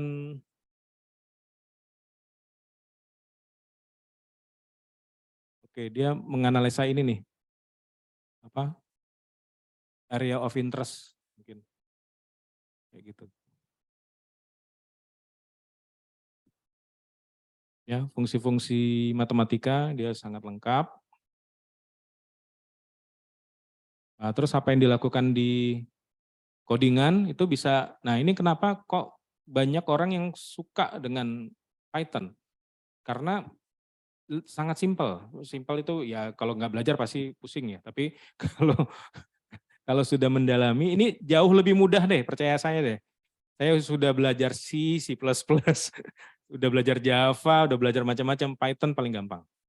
Jadi untuk orang yang umum ya, orang umum belajar bahasa pemrograman baru, apalagi punya basic di bahasa pemrograman lain yang lebih sulit, itu pasti lebih mudah belajar ini. Ya, ini ada namanya IPython Notebook itu untuk interaktif seperti ini. Seperti ini sebetulnya cikal bakalnya dari Jupyter tadi.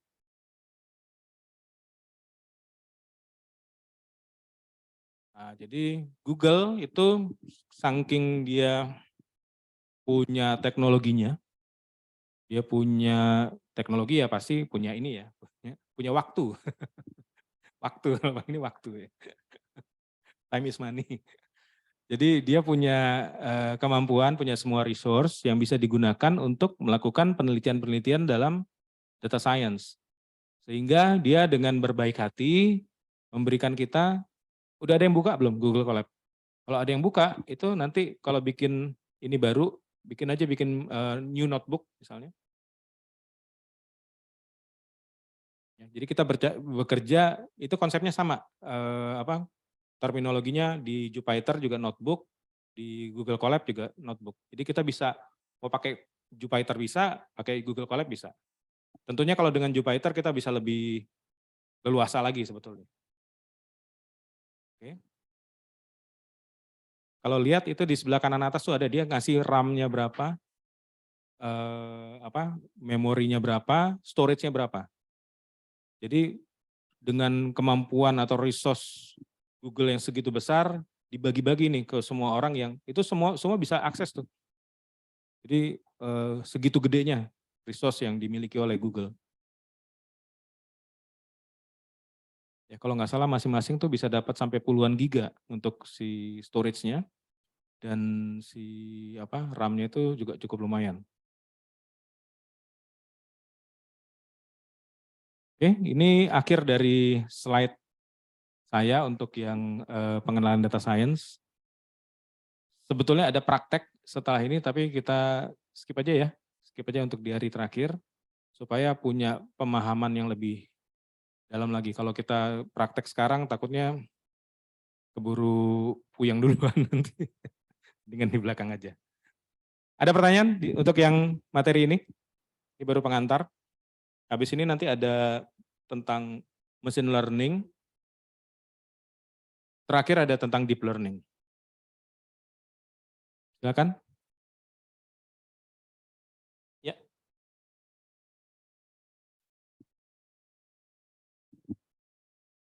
Hmm.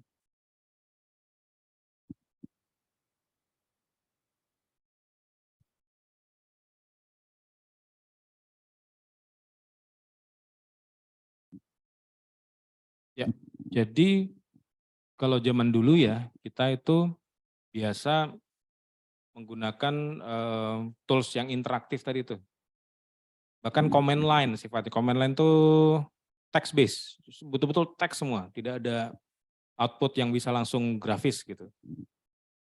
Berkembang dengan waktu, muncullah namanya Jupyter tadi, Jupyter Notebook.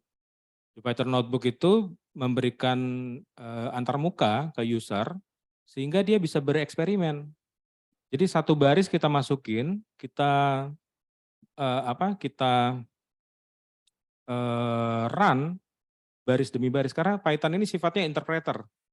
Jadi komputer sebetulnya, atau server dalam hal ini kalau Google Colab ya, itu mengartikan bahasa pemrograman itu baris demi baris.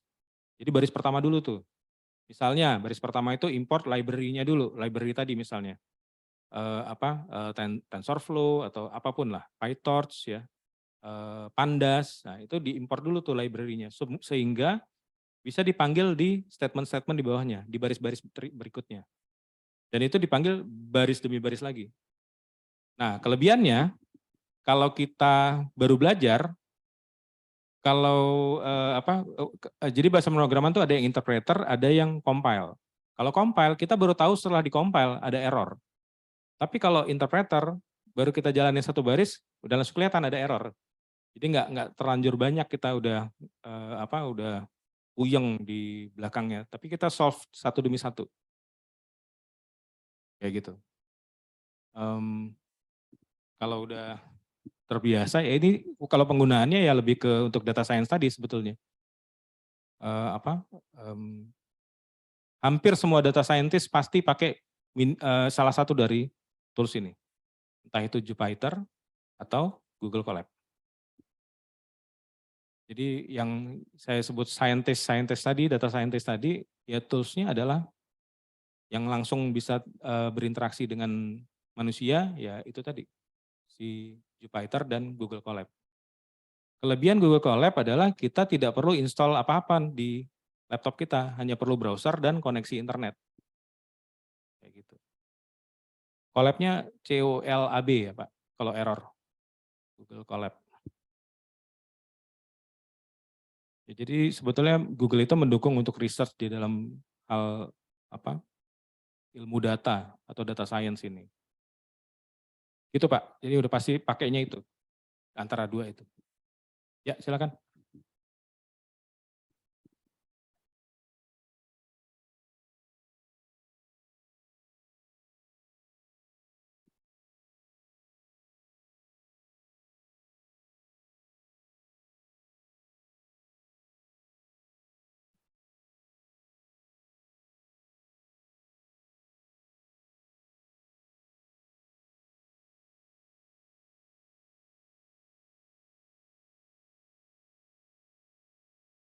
Oke. Kalau masalah bicara lebih bagus, itu kan biasanya relatif ya bicaranya. Lebih bagus, lebih jelek itu kan relatif. Dibandingkan dengan apa dulu, referensi kita tuh apa. Kalau sebetulnya ini bukan aplikasi gratis free itu bukan berarti hanya gratis ya, tapi open source dalam hal ini free-nya itu adalah kita bisa berkontribusi juga kontribusi dalam hal kita mengembangkan si produknya, si si Jupyter-nya misalnya. Salah satu contoh adalah si Google Colab tadi. Google Colab tadi juga sebetulnya menggunakan metode yang sama yang dilakukan oleh Jupyter. Kalau nanti pakai ArcGIS Pro, itu juga dia punya namanya ArcGIS Notebook. Coba deh nanti ada lihat ArcGIS Notebook, itu sama persis dengan Jupyter. Gitu. Jadi Jupyter yang sudah diintegrasikan dengan produk ArcGIS. Gitu. Nah, kalau konsultan misalnya datang, ya dia biasanya bermain-main dengan ini dulu nih, dengan Google Colab atau dengan Jupyter tadi. Bermain dalam hal apa? Dalam menentukan modelnya. Jadi tools itu kan sebetulnya cuma alat, ya kan? Kredibilitas dari konsultan bisa dilihat dari hasilnya. Apakah hasilnya itu sudah bisa menjawab kebutuhan? Kan seperti itu. Mau dia pakai toolsnya apapun ya, ya yang penting bisa menyelesaikan masalahnya gitu kan, tugasnya. Seperti itu. Jadi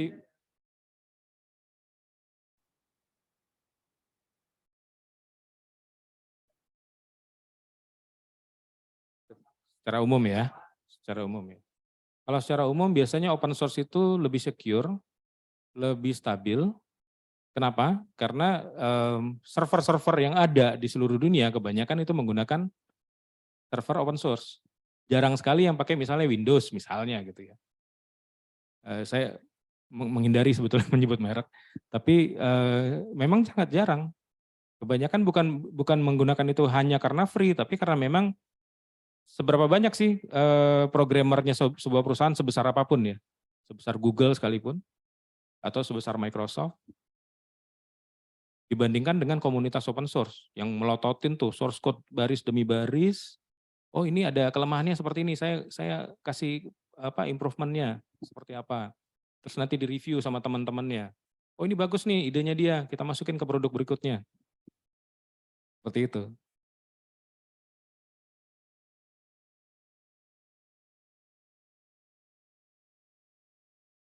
Nah, bisa merusak kan karena kelihatan celahnya kan.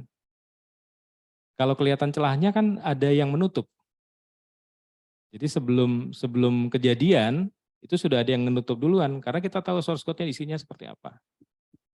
Analoginya sih seperti itu. Kalau kekurangannya ya tentunya kalau kita beli produk komersil ada yang bisa disalahin. Kalau open source siapa yang mau disalahin? Ya konsultannya paling yang menggunakan tools itu.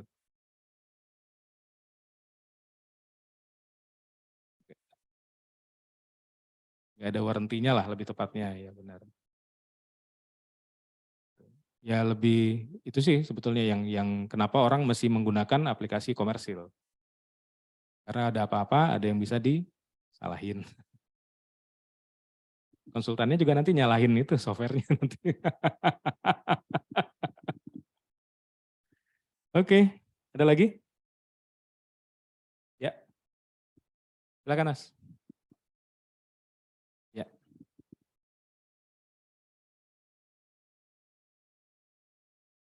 Hmm,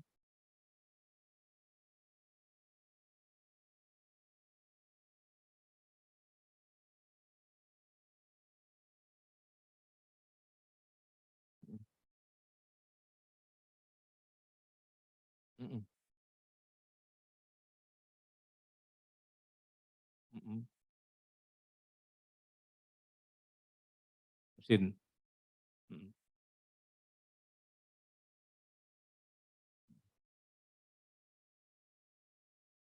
hmm, hmm.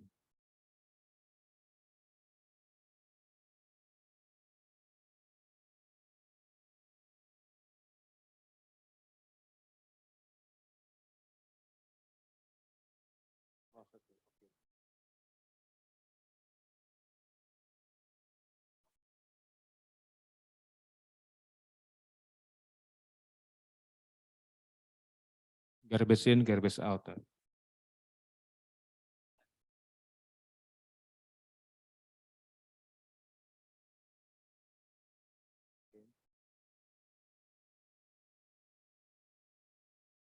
End user.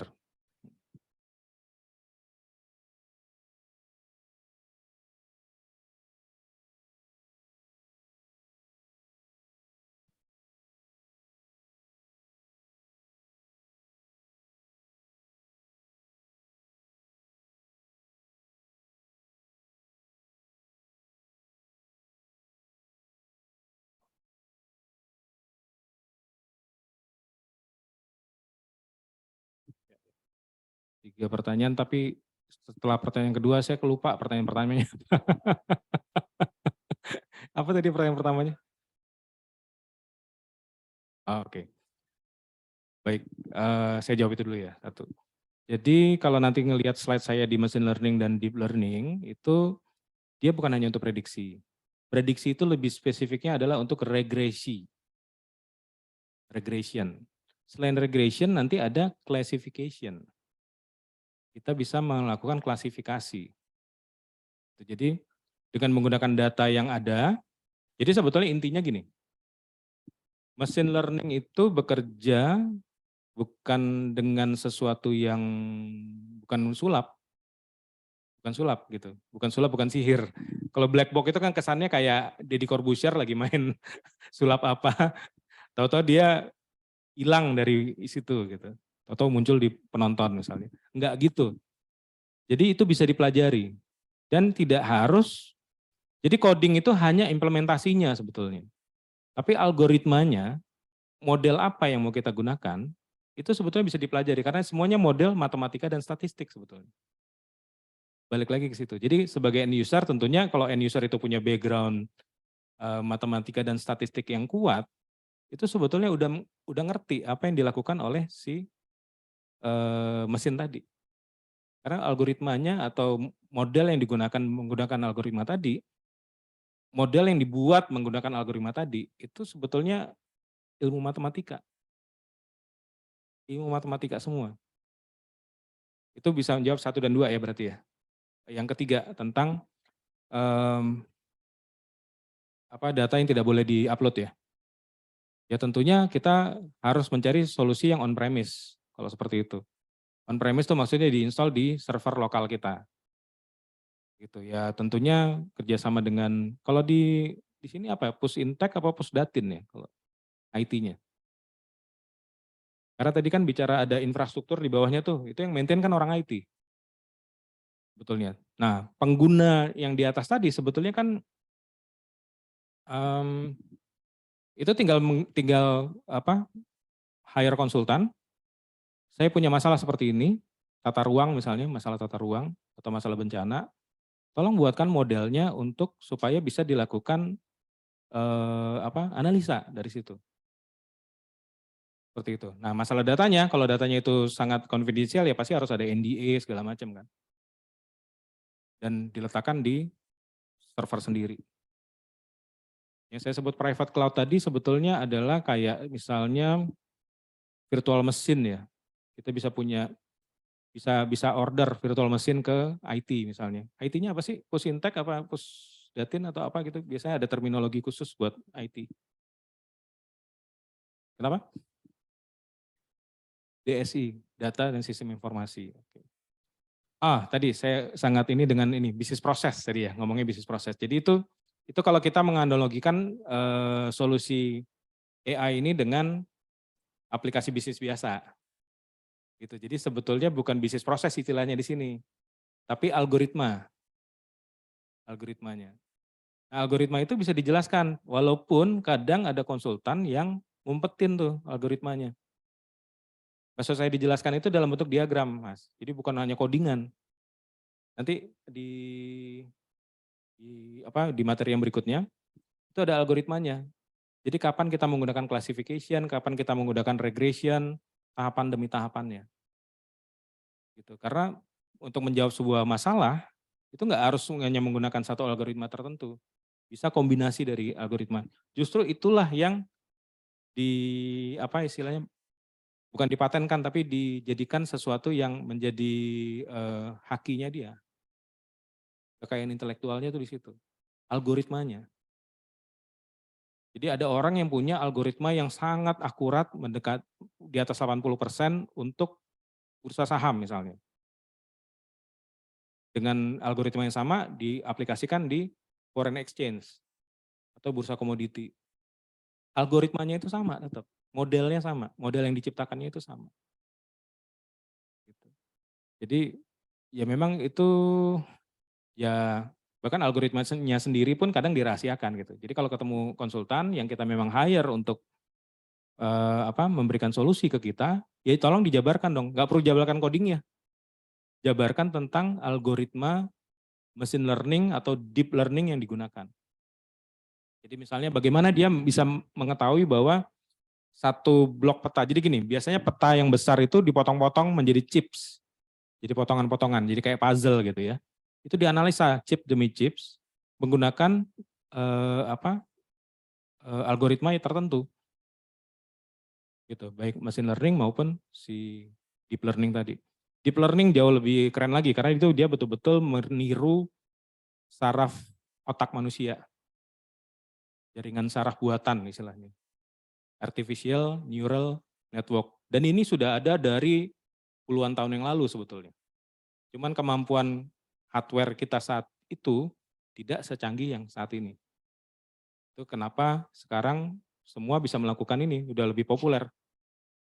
Kita dengan laptop kita udah bisa, dengan Google Colab tadi sudah bisa melakukan fungsi-fungsi yang tadinya tuh nggak bisa karena nggak cukup kuat komputernya. Gitu. Jadi berkembang dengan teknologi, solusi-solusi ini bisa diaplikasikan saat ini. Gitu. Ya, jadi saran saya kalau ketemu ini dengan konsultan, tolong minta dijelaskan aja algoritmanya seperti apa. Algoritma itu bisa berupa diagram-diagram saja, bukan berarti harus codingan kayak yang tadi dilihat itu. Baris demi baris tadi, enggak. Anda pakai rumus apa nih untuk di sini misalnya? Ya tentunya harus punya tadi kemampuan domain expertise tadi itu. Jadi misalnya masalah tata ruang ya harus punya ilmu tata ruang. Jadi bisa dibandingkan kok hasilnya begini, harusnya nggak begitu gitu. Karena biasanya model-model tadi itu diaplikasikan untuk sampel data yang kecil dulu. Misalnya di Jakarta dulu, Jakarta Selatan dulu, habis dari Jakarta Selatan dicoba di Jakarta Utara, habis itu dicoba di tempat lain lagi. Seperti itu. Tergantung dari kualitas datanya, dia bisa mendapatkan output yang maksimal. Kira-kira gitu Mas. Jadi bukan berarti kita harus baca source code baris demi baris, tapi kita bisa tanya aja algoritma yang kamu gunakan apa. Terus hasilnya kok begini gitu misalnya. Karena ya biasanya kalau masalah di model-model AI ini dia biasanya adalah dari sisi data sebetulnya. Kebanyakan ya, karena datanya tidak bagus. Jadi makanya ada data wrangling tadi kan. Itu sebetulnya salah satunya supaya datanya itu lebih bagus gitu. Misalnya datanya sedikit, kita augmented. Kita bikin data-data yang lebih banyak lagi dari data yang udah ada. Itu bisa dibikin berkali-kali lipat gitu. Putar kiri, putar kanan, rotasi berapa derajat, kayak gitu. Contohnya. Oke, ada lagi? Kita lanjut aja nanti setelah makan siang ya. Soma. Sampai jam berapa? Sampai jam 1 ya. Ini lagi belajar dia. Ini satu epoch. Ya. Oke. Ini kalau nggak pakai GPU ya lama tuh.